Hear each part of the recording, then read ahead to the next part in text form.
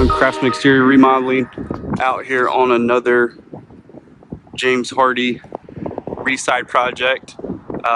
As you can see, this ranch house has some brick along with some siding. We have ripped off all the old lap wood siding and we are going to go back with Hardie trim and also some Boral composite trim as well in some areas. A lot of brick on this home, but there is some good accents of siding on this one as well. Front porch area, the front, and then on both the left and right elevations. They are going to go back with a cobblestone color, and we are leaving some trim.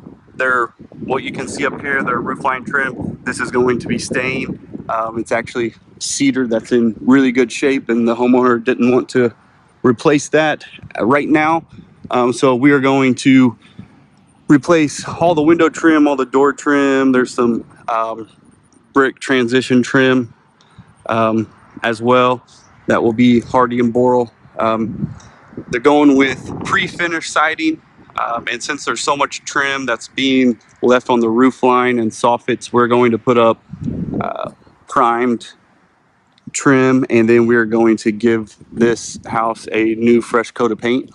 So just want to hop on here real quick and show a kind of before the siding and trim goes on and before the painting happens, and just get to see some of the demo that's taking place.